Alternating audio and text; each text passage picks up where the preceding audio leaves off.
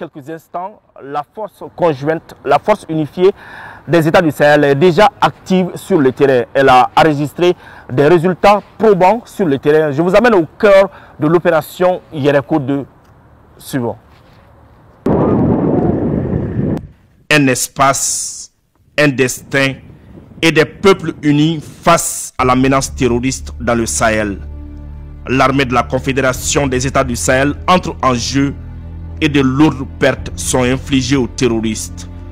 L'opération est baptisée Yereko 2.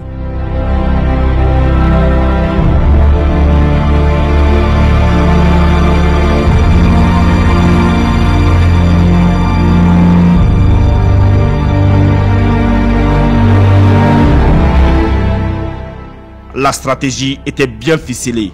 Il n'y avait aucune échappatoire pour les terroristes. L'expérience malienne, ajoutée à l'expertise burkinabé, appuyée par la force de frappe nigérienne, ont permis de remporter des victoires sur l'ennemi dans le Gourmand.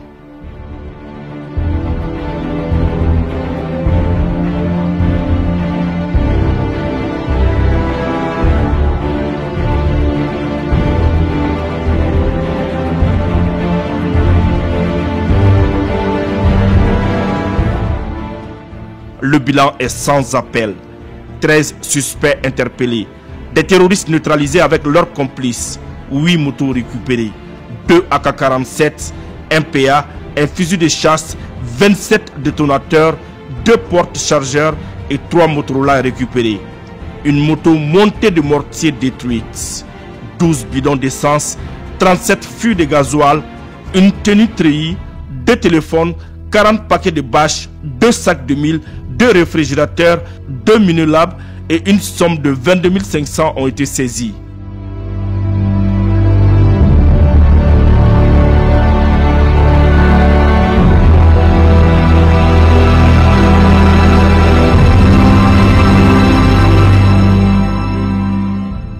C'est le vœu de tout militaire d'abord de participer à des opérations conjointes, et particulièrement pour nous dans le cadre de l'AES.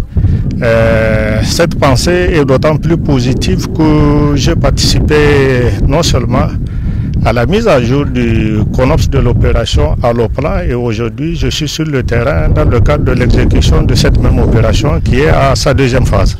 On est là sur le terrain pour ce combat-là, on est là sur le terrain pour notre population. Nous avons la volonté politique, nous avons la ressource humaine. Le reste là, c'est à nous en tant que force armée de matérialiser toute la volonté de nos autorités et de notre population. Ça ne va pas être facile, il faut s'armer de courage, il faut avoir la volonté, il faut être prêt à se sacrifier vraiment pour notre population.